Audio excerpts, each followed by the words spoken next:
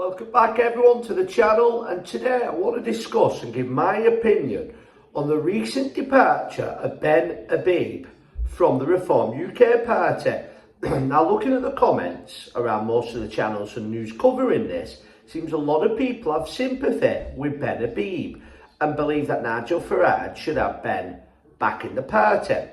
But I'm going to give an opinion which is a little bit different than that, but at the same time saying that two things can be true at the same time. And that is that Ben Habib, in my opinion, was a well-spoken, intelligent asset to the Reform UK party. But just before I go into the departure, we just take a look at who Ben Habib was and his previous experience. So Ben Habib was an MEP, the European Parliament, for the Brexit party, before it was known as the Reform Party, and then he was deputy leader to Richard Tice in the run-up to the general election for the Reform UK party.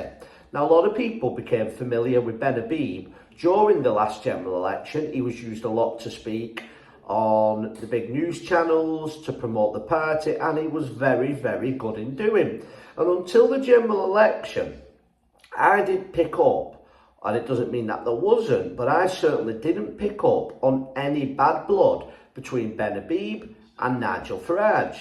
Now, if you cast your minds back, you may remember, a week after the general election was called, Nigel Farage came back to the Reform Party and took over as leader.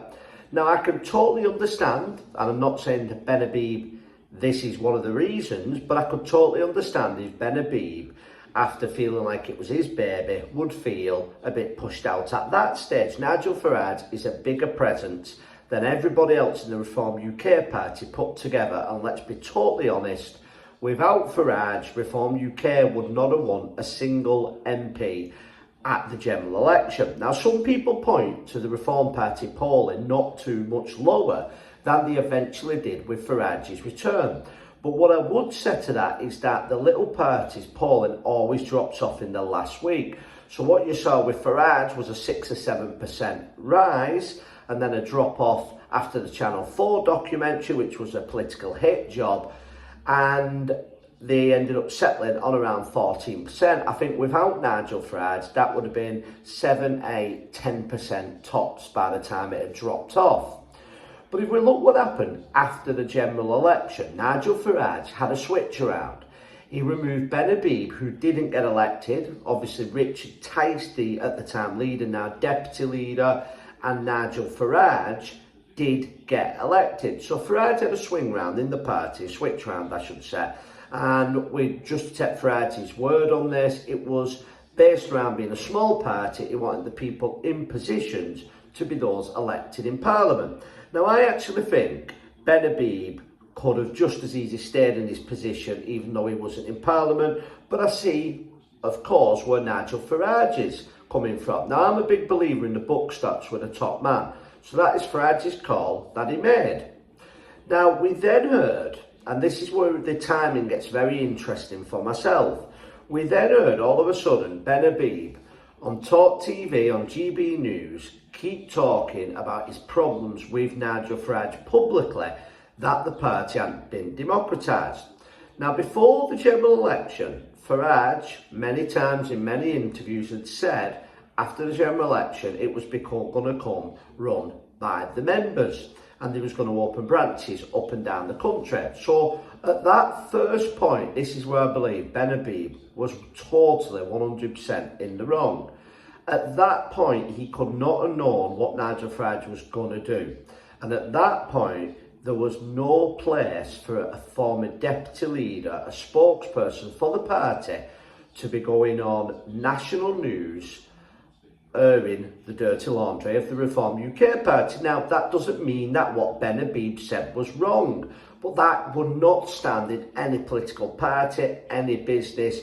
It wouldn't even stand in your local community group if you heard it's dirty laundry on social media. If we're all honest, you work for any company and you slate that company, you're probably going to get sacked. But to Farage's credit, he did not sack Ben Habib. We then see more and more of this coming.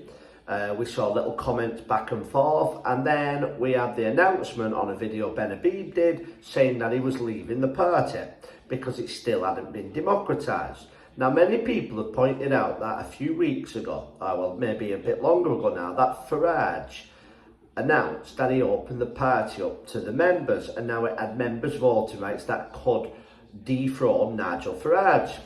Now, to me, I was happy with that. I understood why Farage, after what had happened in UKIP, set the party up as a limited company. By the way, a limited company, not for profit. That's something that people don't point out when criticising the Reform Party. But now, if the party has a system where the members can get rid of the leader and each branch has an elected chair, to me, it's good enough. Now, Ben Habib has switched a little bit and now is criticising the party because of its, I think he's insinuating that it still has one director who owns the majority of the chairs.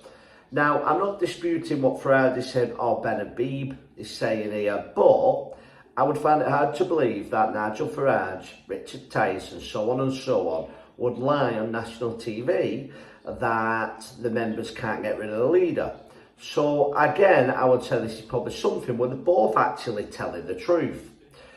Now, Ben Habib has now left and Farage has made the announcement that it's time to get the champagne out. He's happy and he's come under a lot of criticism for this comment. But let me just put this to you. If you was Nigel Farage trying to fight the two biggest corruptest political parties, a corrupt mainstream media, is even fighting the World Health Organization, and you was having to deal with a presence like Ben Habib, who's a big name in your party, would you want Ben Habib still in the party? Now, Ben Habib says the main reason that he left in the end is because Nigel Farage had told branches of the Reform Party not to have Ben Habib there speaking. And Ben Habib seen this as a way of him being silenced. Many people have cited this online, and that's why he left. But I'm going to ask you again. If you had somebody who was going on national TV and social media, whether right or wrong, whether he's telling the truth or not, slating the Reform UK party and airing its dirty laundry, would you want that person then going around to each and every branch and saying this exact same time to paying members, people who are going to be candidates for the upcoming general election, people who are going to stand in the local election? Of course you wouldn't.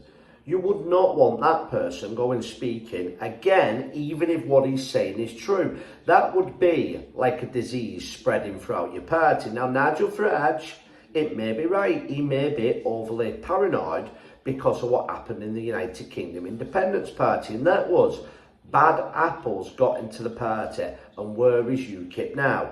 People may still support it, they may support its values, but the United Kingdom Independence Party is no threat to the establishment whatsoever. Nigel Farage is. And I'll ask this last question.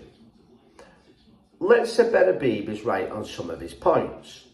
Who is still the only person who is going to give us half a chance at beating the establishment, and what vehicle is it going to be? It's going to be Nigel Farage, and it's going to be using the vehicle of the Reform UK party.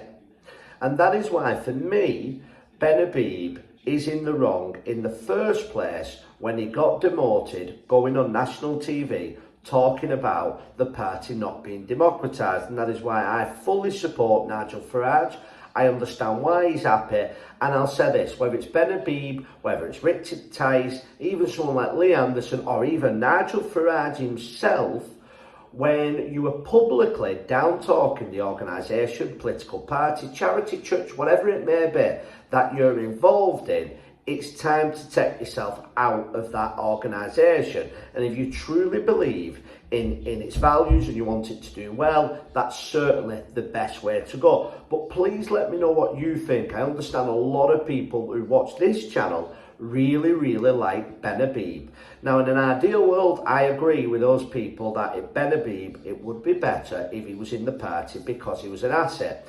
But my hunch, and this is just my opinion, is that although a lot of the things that Ben says may be true about the party and its structure, I think Ben Habib, if he's honest with himself, and we all are guilty of this at times, is a little bit bitter because Farage came back, the bigger character, and now he's not in the position he is.